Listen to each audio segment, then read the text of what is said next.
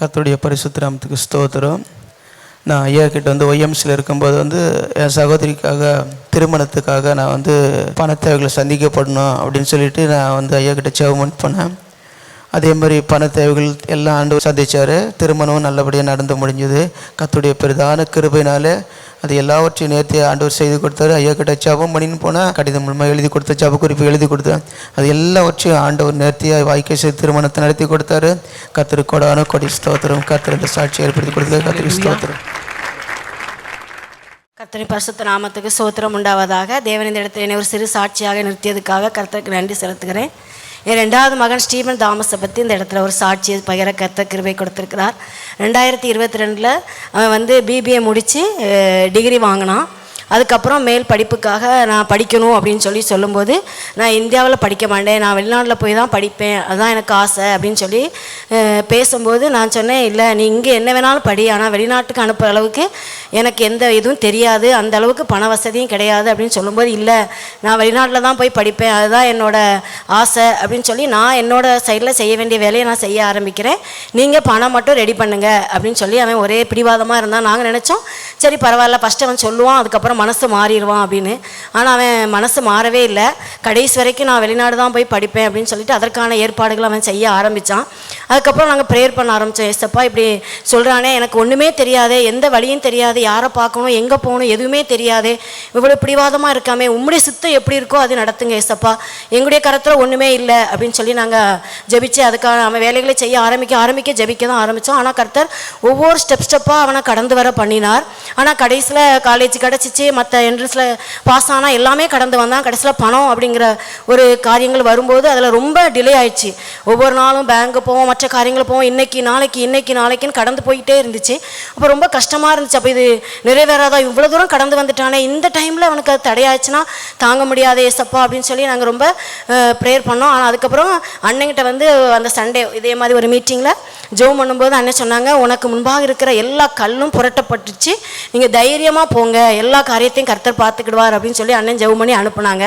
அதே மாதிரி அதே பேங்கு, அதே மேனேஜர், அதே இடம் அப்படி போய் பேசும்போது அப்போ அங்கே கர்த்தர் கிருபையினால் ஒரு 2 ஹவரில் நாங்கள் கேட்ட பணத்தை உடனடியாக அவங்க அதை அந்த இடத்துல சரி பண்ணி கொடுத்தாங்க. கர்த்தர் பெரிய காரியங்களை செய்தார்.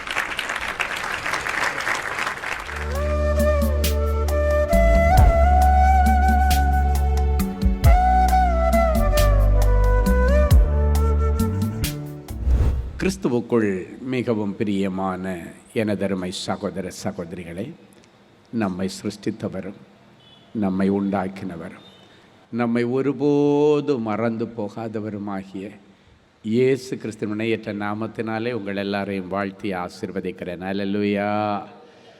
எல்லாரும் சந்தோஷமாக இருக்கீங்களா?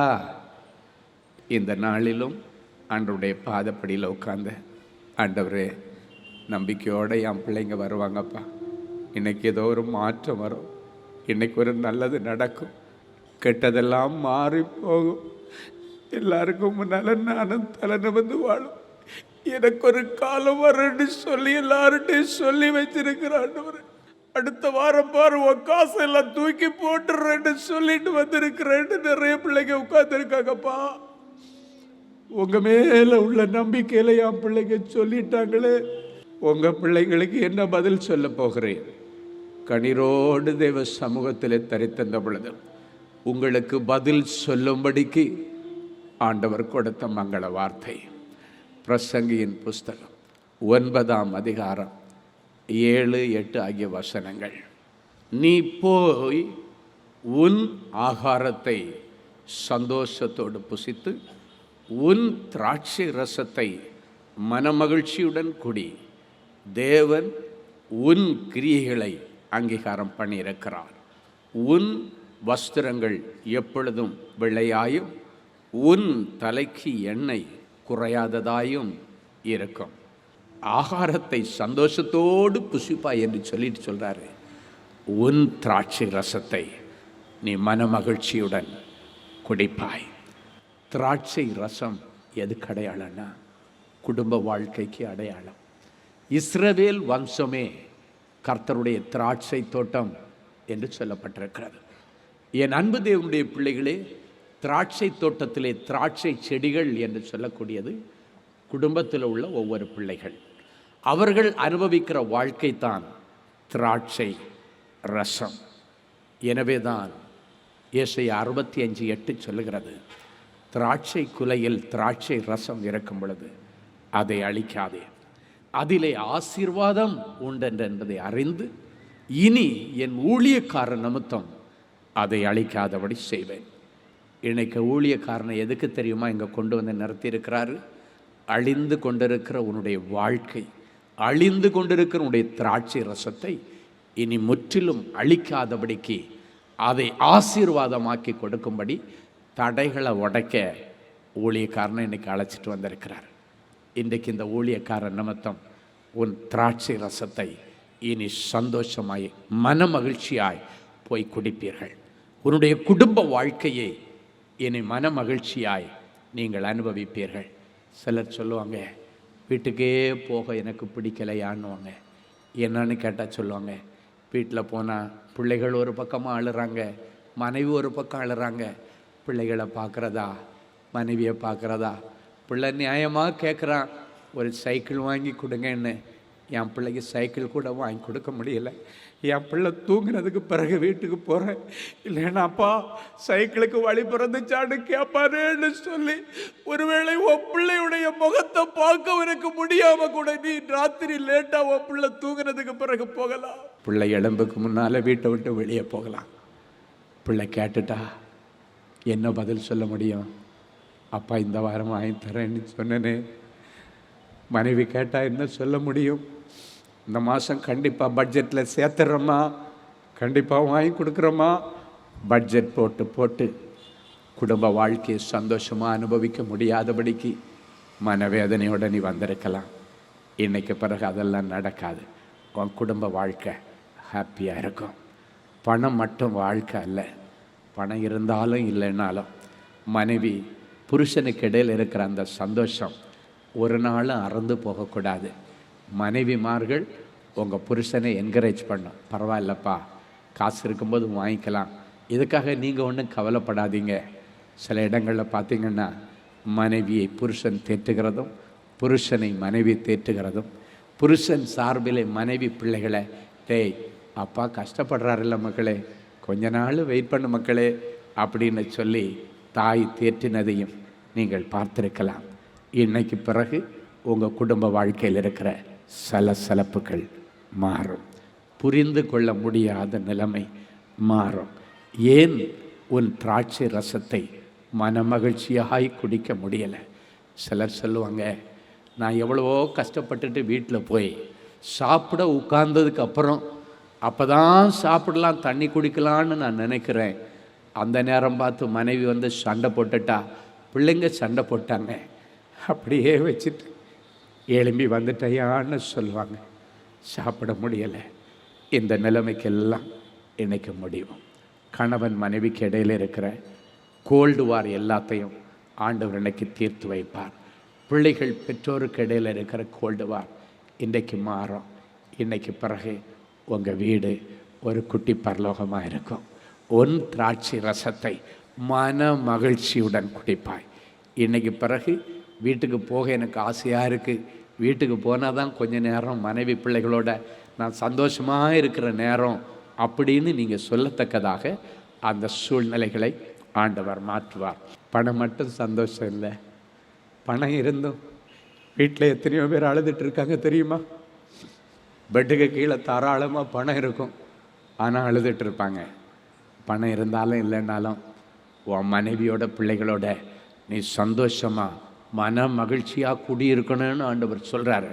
இந்த இடத்துல திராட்சை ரசத்தை மன மகிழ்ச்சியுடன் குடி என்று சொல்லுகிறது குடிக்கிறது மாத்திரமல்ல, குடியிருக்கிறது. மன மகிழ்ச்சியாய் உன் பிள்ளைகளோட உன் மனைவியோட சந்தோஷமாக இருக்கணும். எல்லா தடைகளையும் கட்டுகளையும் உடைப்பார். நிறைய குடும்பத்தில் கணவன் மனைவி சந்தோஷமாக இருக்க முடியாதபடிக்கு நிறைய தடைகள் காணப்படலாம்.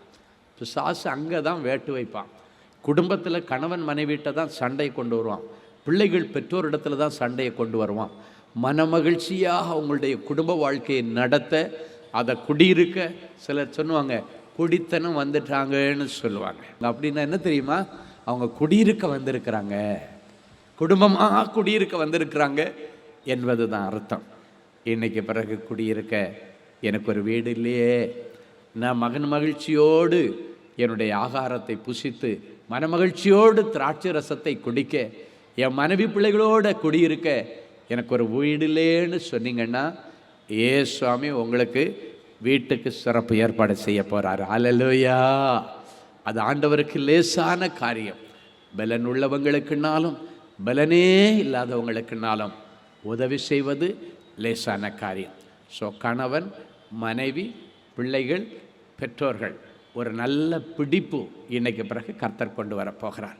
கணவன் மனைவி உறவில் இருக்கிற எல்லா விரிசல்களை மாற்றி சந்தோஷத்தோட மன மகிழ்ச்சியோட நீ மனைவியோடு குடியிருக்க, பிள்ளைகளோடு குடியிருக்க, சந்தோஷம் மன மகிழ்ச்சியாய் உன் திராட்சை ரசத்தை நீ புசிக்க குடிக்க கர்த்தர் உங்களுக்கு அனுக்கிரகம் பண்ணுவார். ஒரு முறை ஒரு கணவன் மனைவி 2 பேர் என்னிடத்தில் ஜெபிப்பதற்காக சாந்தோம் மெயின் ரோட்டில் இருக்கிற அந்த சிஎஸ்ஐ தமிழ் சர்ச்சில் ஒரு முறை 3 நாட்கள் கன்வென்ஷன் கூட்டத்துக்கு போயிருந்தேன். ஞாயிற்றுக்கிழமை ஒரு வாலிப தம்பியும் தங்கச்சியும் நிறைய பேர் தனி ஜெபத்துக்கு வந்தாங்க. அதில் இவங்க வந்து முட்டி போட்டு எதுக்காக ஜெபிக்கணும்னு கேட்டேன். அப்போ அவங்க சொன்னாங்க, எங்களுக்கு கல்யாணம் ஆகி 5 வருஷம் ஆச்சு, இது வரைக்கும் எங்களுக்கு குழந்தை பாக்கியம் இல்லை, ஒரு நல்ல குழந்தை கிடைக்கணும்னு சொல்லி ஜெபம் பண்ணுங்க. சரி மகளே ஜெபம் பண்ணுவேன்னு சொல்லிவிட்டு கணவன் மனைவி 2 பேரும் முட்டி போட்டு தலையில் கை வச்சு, அன்பான ஆண்டவரே உமக்கு ஸ்தோத்திரன்னு சொல்லி முடிக்கும் பொழுது நான் ஒரு தரிசனத்தை பார்க்குறேன். அப்படியே கண்ணு முன்னால் ஒரு தரிசனம் நிற்கிறது. அதில் இவங்க 2 பேரும் ஒரே பெட்டில் படுத்திருக்கிறாங்க.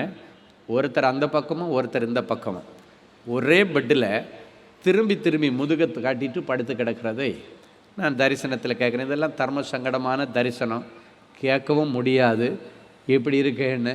அப்போ ஆண்டவரிடத்திலே கேட்குற அந்நிய பாஷையில் பேசிட்டு, ஆண்டவரே இதற்கு அர்த்தம் என்ன, இது ஒரு தர்ம சங்கடமான ஒரு தரிசனத்தை நீங்கள் கொடுத்துருக்கிறீங்க, இதை நான் கேட்க முடியாது அவங்கள்டத்தில், அதனால் இதுக்கு அர்த்தம் என்ன அப்படின்னு கேட்கும்போது ஆண்டவர் சொன்னார், இவங்க 2 பேருக்கும் கர்த்தர் கொடுத்திருக்கிற அந்த மனமகிழ்ச்சியின் திராட்சை ரசத்தை இவர்கள் குடித்ததே இல்லை. அவங்க 2 பேருக்குள்ள கணவன் மனைவி உறவே கிடையாது. ஆண்டவர் கொடுத்த அந்த புனிதமான உறவே இதுவரைக்கும் கிடையாது. மனமகிழ்ச்சியோடு உன் திராட்சை ரசத்தை குடி என்று நான் சொல்லியிருக்கிறேன், அவங்க இதுவரைக்கும் குடித்தது கிடையாது.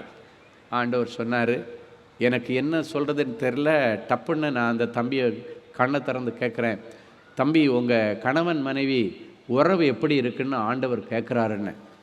உடனே அந்த தம்பி ஓன்னு அழுதுட்டார். இல்லவே இல்லையா இதுவரை 5 வருஷமாக அப்படின்னார். சரி, இது கவுன்சிலிங் பண்ணுறதுக்குள்ள இடம் இல்லை, இங்கே ஜெபிக்கிறதுக்கு நிறைய பேர் நிற்கிறாங்க. திங்கக்கிழமை காலையில் 10 மணிக்கு 2 பேரும் ஜபகோபுரத்துக்கு அடைக்கல பட்டணத்துக்கு வந்துடணும். நிறைய பேர் அப்பாயின்மெண்ட்டு கேட்டுகிட்டே இருப்பாங்க, கிடைக்கல. இவங்களுக்கு ஃபோர்ஸ் பண்ணி அப்பாயின்மெண்ட்டு கொடுத்தேன். காரணம் என்ன தெரியுமா, ஒரு குடும்பம் வாழ்கிறது எவ்வளோ பெரிய காரியம், அதுக்கு நம்ம ஒரு வாய்ப்பை ஏற்படுத்தி கொடுக்கறது ஆண்டவருடைய பார்வையில் எவ்வளோ பெரிய நல்ல விஷயம். நான் சொன்னேன், 10 மணிக்கு 2 பேரும் அங்கே இருக்கிறீங்கன்னு வந்தாங்க.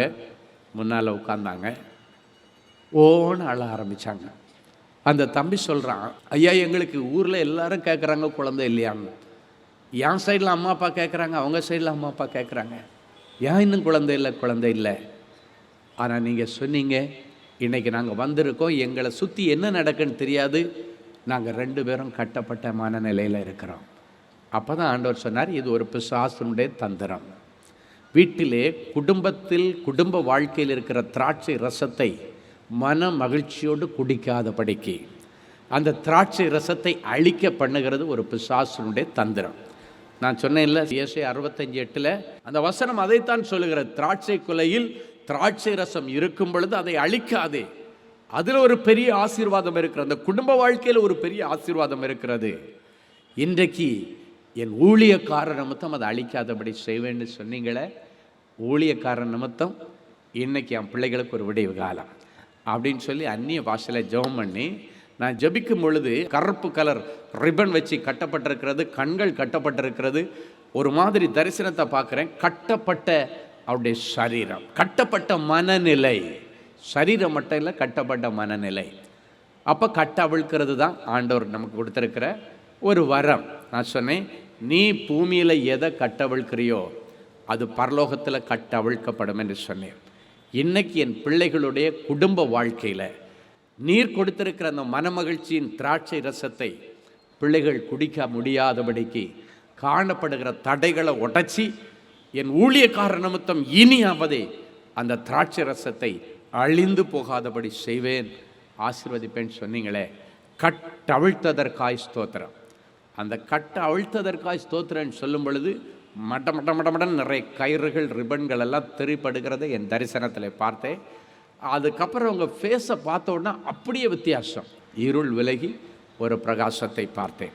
அந்த பிள்ளைகளை ப்ளஸ் பண்ணி, இனி உங்களுக்கு அணையும் இல்லை தடையும் இல்லை, அடுத்த வருஷம் இந்நேரம் கையில் குழந்தையோடு நிற்பீங்க அப்படின்னு சொல்லி அவங்கள ப்ளஸ் பண்ணி அனுப்பிட்டேன். ஹல்லேலூயா. ஒரு வருஷம் கழித்து அன்பரின் பாதத்து ஒரு நாள் கூட்டத்தில் க்யூவில் எல்லார் மத்தியில் இவங்கள நிற்கிறாங்க. எனக்கு இவங்க யாருன்னு தெரியல. 2 பேரும் நிற்கிறாங்க. லைவ் வேர்ல்டு ஃபுல்லாக போயிட்டுருக்குது.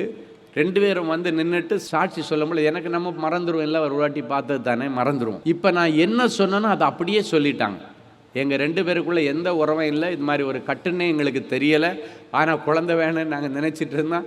ஐயா மூலமாக வெளிப்பாடு வந்துச்சு, போனோம், ஐயா கட்டை உடைச்சி விட்டார். அதுக்கு பிறகு நாங்கள் அந்த மனமகிழ்ச்சியின் திராட்சை ரசத்தை குடித்தோம். இன்னைக்கு ஆண்டவர் எங்களுக்கு ஆசீர்வாதமான பிள்ளை செல்வத்தை கையில் கொடுத்திருக்கிறார். ஹல்லேலூயா. முடிச்சிட்டு முட்டி போட்டு ஜெபம் பண்ணி வருவாங்க தானே. நான் சொன்னேன், மக்களே வேர்ல்டு ஃபுல்லாக லைவில் போயிட்டுருக்கு, தெரியுமா தெரியாதா? ஏன் இப்படி போட்டு எல்லாத்தையும் அப்படி ஓப்பனாக சொன்னேன்? ஏதாவது அப்படி மூடி மறைச்சி இந்த மாதிரி குழந்தை இல்லாமல் இருந்துச்சு, 5 வருஷம் ஐயாட்ட ஜெபம் பண்ணேன் கிடச்சின்னு சொல்லியிருக்கலாமே. எதுக்கு இப்படியெல்லாம் சொன்னேன்? ஒன்று கூட உங்களுக்கு தெரிஞ்சவங்க சொந்தக்காரங்க எவ்வளவு நண்பர்கள் எல்லாம் இதை பார்த்துட்டு இருப்பாங்க. ஏன் மக்களே இப்படி சொன்னேன்னு கேட்டால், அவங்க 2 பேரும் சொன்ன காரியம், இப்போ எங்களுக்கு ஆசீர்வாதமான இல்லற வாழ்க்கை இருக்குது, குழந்தை இருக்குது, இப்போ எங்களை யார் எப்படி நினைக்கிறாங்கன்னு எங்களுக்கு கவலை இல்லை. இதை போல் ஆயிரக்கணக்கான பேர் கட்டப்பட்ட மனநிலையில் இருக்கிறாங்க. இப்படிப்பட்ட பிசாசினுடைய தந்திரத்தினால கூட குடும்ப வாழ்க்கை செயல்படாதபடிக்கு கணவன் மனைவிக்குள்ளால ஆண்டவர் கொடுத்த புனிதமான உறவை தடை பண்ணி ஆண்டவர் கொடுத்திருக்கிற பிள்ளை செல்வம் கிடைக்காதபடிக்கு நிறைய பேர் இருக்காங்க. அவங்களுடைய கண்கள் திறக்கப்படும்படிக்கு இந்த காரியத்தை நாங்கள் சொல்லிட்டு தான் வந்து செய்தோம். எங்களுக்கே தெரியும் லைவில் போகிறது, நாங்களே லைவில் பார்த்துருக்குறோம் அப்படின்னு அந்த பிள்ளைங்க சொன்னாங்க. எங்களுக்கு ஒரு நோக்கம், எங்களை மாதிரி கஷ்டப்படுறவங்களுக்கு இந்த சாட்சி ஒரு பெரிய மாற்றத்தை கொண்டு வர வேண்டும். ஹல்லேலூயா. அப்போ நான் சொன்னேன், அந்த யூடியூப்லேருந்து அதை எடுத்துறேன்னா எடுத்துடலாம், மக்களை இதை மட்டும் எடுத்துடட்டுமா? நோ, அது இருக்கணும். இன்றைக்கி நீங்கள் யூடியூப்பில் போய் பார்த்தீங்கன்னா இந்த சாட்சி இருக்கும். அழகான அந்த 2 பிள்ளைங்க குழந்தைய வச்சுட்டு நின்ன சாட்சி. அந்த பிள்ளைங்க சொன்னது போல் அந்த சாட்சியை பார்த்துட்டு எத்தனையோ வாலிப பிள்ளைகள் ஆண்டவர் கொடுத்திருக்கிற மனமகிழ்ச்சியின் திராட்சை ரசத்தை எங்களால் குடிக்க முடியவில்லை என்று எத்தனையோ பேர் வந்தார்கள். எத்தனையோ பேருக்கு கவுன்சிலிங் கொடுத்து கட்டுகளை உடைச்சி பிள்ளைகள் வாழ்கிறார்கள். கடல் கடந்து இந்த காரியங்கள் அற்புதங்கள் நடக்குது. அமெரிக்காவுக்கு ஒரு முறை ஊழியத்துக்கு போயிருக்கும் பொழுது நியூ ஜெர்சின்னு ஒரு ஊரில் ஜிஜிலிக தங்கச்சி, அவங்களோட ஹஸ்பண்டு, பிள்ளைங்கள்லாம் இருக்கிறாங்க. இவங்க வீட்டில் தங்கி இருக்கிறாங்க. அன்னைக்கு பகலில் தான் ஒரு மீட்டிங். அந்த மீட்டிங்க்கு 12 மணி நேரம் ட்ராவல் பண்ணி ஒரு ஸ்டேட்லேருந்து நியூ ஜெர்சிக்கு வந்திருக்கிறாங்க. அன்னைக்கு அடுத்த நாள் காலையில் ஏர்லி மார்னிங் நான் அடுத்தது அட்லாண்டாவுக்கு ஊழியத்துக்கு போனோம். ஆனால் இந்த பிள்ளைங்க காரில் வந்துட்டு ஒரு கணவன் மனைவி, ஐயா நாங்கள் இப்படி வெப்சைட்டில் ஒரு சாட்சி பார்த்தோம், அதே பிரச்சனையில் நாங்கள் இருக்கிறோம், எங்களுக்கு எப்படியாவது ஒரு 15 மினிட்ஸாக நீங்கள் கவுன்சிலிங் கொடுத்து எங்களுக்கும் வாழ்க்கையில் ஒரு வெடிவு காலத்தை கொண்டு வரணும்னு அழுதுட்டு இருக்கிறாங்க. எனக்கு டைம் இல்லை. அங்கே மீட்டிங் முடிச்சாச்சு, திருப்பி வந்து சாப்பிட்டுட்டு அடுத்த அரை மணி நேரத்தில் நான் திருப்பி ஃப்ளைட் பிடிக்க போனோம். அப்போ விஜயலிக தங்கச்சிகிட்ட சொல்கிறேன், மக்களே இந்த பிள்ளைங்க 12 மணி நேரம் ட்ராவல் பண்ணி வந்திருக்காங்கடா, அவங்கள பார்த்தா பாவமாக இருக்குது. அதனால் நீ வீட்டுக்கு போய், நமக்கு சாப்பிட்ற நேரம் மட்டும்தான் டைம் இருக்குது, வேறு டைம் இல்லை. சாப்பிட்டு முடிச்சுட்டு உடனே நான் ஃப்ளைட்டுக்கு போனோம், எனக்கு தெரியும். அதனால் அவங்க 2 பேருக்கும் சேர்த்து நீ டிஃபன் பண்ணி ரெடியாக வை, டைனிங் டேபிளில் பேசிக்கிட்டே அவங்களுக்கு கவுன்சிலிங் கொடுக்குறேன், அவங்களுக்கு ஒரு விடிவு காலம் பிறக்கும். ஹல்லேலூயா. சாப்பிட்டுட்டு தான் அவங்களுக்கு கவுன்சிலிங் கொடுத்து ஜெபம் பண்ணேன். ஆண்டவர் அந்த சின்ன ஜெபத்தை கேட்டு பிள்ளைகளுடைய கட்டுகளை உடைச்சார். ஆமீன். இன்றைக்கி உங்கள் குடும்ப வாழ்க்கையில் ஒருவேளை நிறைய பேர் வெளியே சொல்ல முடியலை, கணவன் மனைவிக்குள்ளால் எங்களுக்கு ஆண்டவர் கொடுத்திருக்கிற எந்த ஒரு சந்தோஷமும் இல்லை, உறவுகளும் இல்லை அப்படின்னு நீங்கள் இருந்தீங்கன்னா, இன்னைக்கு அந்த காரியத்தில் கூட ஆண்டவர் ஒரு அற்புதத்தை செய்வார். அதில் இருக்கிற எல்லா தடைகளை உடைப்பார். அதற்கு விரோதமாய் ஒருவேளை உங்களுடைய சரீரத்தில் ஏதாவது பலவீனங்கள் இருந்தாலும், எல்லா பலவீனத்திலும் ஆண்டவருடைய பலன் இன்றைக்கு பூரணமாய் விளங்கும். ஹல்லேலூயா. சரி, அடுத்த ஆண்டவர் சொல்லுகிறார், தேவன் உன் கிரியைகளை அங்கீகாரம் பண்ணியிருக்கிறார். நீங்கள் எதெல்லாம் செய்கிறீங்களோ அதெல்லாத்தையும் இன்னைக்கு ஆண்டவர் அங்கீகாரம் பண்ணுகிறார். No more rejection, no more dejection. இன்னைக்கு பிறகு நீங்கள் கையிட்டு செய்கிற எல்லா காரியத்தையும் ஆண்டவர் அங்கீகரிப்பேன்னு சொல்கிறார். நேற்றைக்கு வரைக்கும் ஏதோ ஒரு அங்கீகாரம் உங்களுக்கு கவர்மெண்ட் சைடில் கிடைக்காம இருந்திருக்கலாம். நாளைக்கு போய் ட்ரை பண்ணுங்க, அங்கீகாரம் சைன் பண்ணியிருப்பாங்க. எவ்வளவோ முயற்சி எடுத்தீங்க, எவ்வளவோ பணம் செலவு பண்ணுவீங்க, எவ்வளவோ ரெக்கமெண்டேஷன் போனீங்க, ஒன்றும் நடக்கலை. இன்னைக்கு உங்களுக்காக ஒரு ரெக்கமெண்டேஷன் எங்கே இருந்து தெரியுமா? பரலோக கவர்மெண்ட்லேருந்து இன்றைக்கி உனக்கு ஒரு ரெக்கமெண்டேஷன் போகிறது. அந்த ரெக்கமெண்டேஷன் போய் செய்கிறியான்னு கேட்காது, செய்ய வைக்கும். எழுதினது எழுதினது. உலக ரெக்கமெண்டேஷனுக்கும் பரலோக அரசாங்கத்தினுடைய ரெக்கமெண்டேஷனுக்கும் வித்தியாசம் இருக்கிறது. அது செய்ய வைக்கும். அவர் சொல்ல ஆகும், கட்டளையிட நிற்கும். இதெல்லாம் நடக்கலை, ஆகலை, பாதியில் நிற்கி விட்டுட்டு வெளியே வர முடியலை, கண்டினியூ பண்ண முடியலைன்னு சொல்லி தடுமாறிட்டு இருக்கிறீங்களோ, அந்த காரியத்தை கர்த்தரிடத்தில் ஒப்புவித்து அவர் மேல் நம்பிக்கையாயிருங்கள். அவரே காரியங்களை வாய்க்க செய்கிறவரும் எல்லாவற்றையும் நிறைவாய் முடித்து தருகிறவருமாய் இருக்கிறார். ஹல்லேலூயா. நல்லவரும் கிருபை நிறைந்தவரும் ஒருவராயிருந்து பெரிய காரியங்களை செய்கிறவருமாகிய அன்பான ஆண்டவரே, இந்த நாள் மங்கள வார்த்தைக்காக உமக்கு நன்றி. நீ போய் உன் ஆகாரத்தை சந்தோஷமாய் சாப்பிடு என்று சொன்னீரே. அப்பா, என் பிள்ளைகள் சந்தோஷமாய் சாப்பிடுவதற்கு முதலாவது இவங்க மனசில் இருக்கிற கஷ்டத்தை எல்லாம் எடுத்து போடுங்கப்பா. இவங்க மனசில் இருக்கிற கவலையெல்லாம் எடுத்து போடுங்கப்பா. உலகம் கொடுக்கிற சமாதானத்தை அல்ல, என்னுடைய சமாதானத்தை உங்களுக்கு கொடுக்கிறேன். உங்கள் இருதயம் பயப்படாமலும் கலங்காமலும் இருப்பதாக என்று சொன்னீரே. ஆண்டவர், என் பிள்ளைகளுடைய எல்லா மன கஷ்டங்களை மாற்றும்படி எந்தெந்த காரியங்களுக்கு துக்கத்தை கொண்டு வந்ததோ அந்த காரியத்தில் இன்றைக்கு ஒரு அற்புதத்தை செய்யும். இழந்து போன எல்லாவற்றையும் பிள்ளைகளுக்கு மீட்டுத்தார். என்னுடைய ஆகாரத்தை சந்தோஷமாய் புசிக்க முடியாதபடி காணப்படுகிற எல்லா தடைகளை ஆண்டவர் உடைப்பீராக. என் பிள்ளைகளுடைய குடும்பத்தில் காணப்படுகிற பஞ்சங்களை கர்த்தர் எடுத்து போடுவீராக. என் பிள்ளைகளுடைய குடும்பத்தில் காணப்படுகிற கடனை எடுத்து போடுவீராக. எத்தனை நாள் தான் கடன் வாங்கி காலத்தை ஓட்டுவேன். நிறைய பிள்ளைங்களுக்கு பப்ளிக் எக்ஸாம் முடித்தா பிள்ளைக்கு கல்லூரிக்கு பணம் கட்டணுமே, மேல் படிப்புக்கு பணம் கட்டணுமே, கண்ணீரோடு நிற்கிற பிள்ளைங்க உண்டாப்பா. அதுக்கு எல்லா சிறப்பு ஏற்பாடுகளை ஆண்டவர் இன்னைக்கே செய்து என் பிள்ளைகளை நல்ல அரசாங்க வேலைக்கான வழிகளை திறந்து தாங்க, நல்ல வருமானத்திற்கான வழிகளை திறந்து தாங்க. எதெல்லாம் என் பிள்ளைங்க ஆசைப்பட்டாங்களோ, நீங்கள் சொன்னீங்க இந்த உலகத்தில் இலவசமாக கிடைக்கிற ஒன்று இந்த ஆசைன்னு சொன்னீங்களே, அந்த ஆசைதான் பிரார்த்தனையின் ஆரம்பம் என்று சொன்னீரே. ஆசைன்னு ஒன்று இருந்தாதான் பிரார்த்தனை பண்ணணுன்ற எண்ணம் வரன்னு சொன்னீங்களே. என் பிள்ளைகளுடைய இந்த ஆதங்கத்தையும் ஆண்டவரே இந்த ஆசையும் நீர் கண்ணோக்கி பார்த்து அவங்க ஆசைப்பட்டதை ஆண்டவர் குறித்த நேரத்தில் கொடுத்து பிள்ளைகளுடைய கண்ணீரெல்லாம் தொடச்சிருங்கப்பா. நீங்கள் சொன்னது போல் நாங்கள் நினச்சதை விட, எதிர்பார்த்ததை விட, வேண்டினதை விட ரொம்ப நிறைய செய்கிறவங்கப்பா.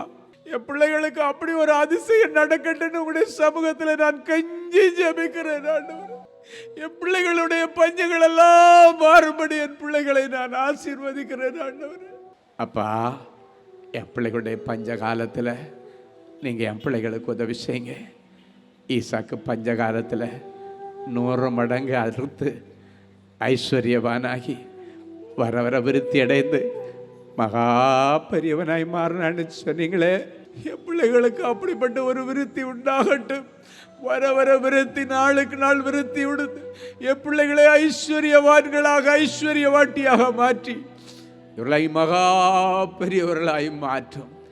மகா கொடிய தரித்திரம் நீங்கி மகா பெரிய செல்வ சீமானாக, மகா பெரிய செல்வ சீமாட்டிகளாக என் பிள்ளைகளை நீர் மாற்றி அழகு பார்க்கும்படியாக நாங்கள் செபிக்கிறேன். நிறைஞ்ச மனசில் என் பிள்ளைகளை ஆசீர்வதிக்கிறேன் இயேசுவின் மூலம் பிதாவே, ஆமேன், ஆமேன். அன்பு தேவனுடைய பிள்ளைகளே, இந்நிகழ்ச்சியின் மூலம் நீங்கள் பெற்றுக்கொண்ட ஆசீர்வாதங்களையும் உங்கள் ஜெப விண்ணப்பங்களையும் அனுப்ப வேண்டிய முகவரி: தேவனின் அன்பு ஊழியங்கள், Vinayak avenue, OMR road, Okkiyam, Thoraipakkam, Chennai 600097. மேலும் 24 மணி நேர ஜெப உதவிக்கு 044-24547-999 மற்றும் 9941950999 என்ற எண்களுக்கு தொடர்பு கொள்ளுங்கள்.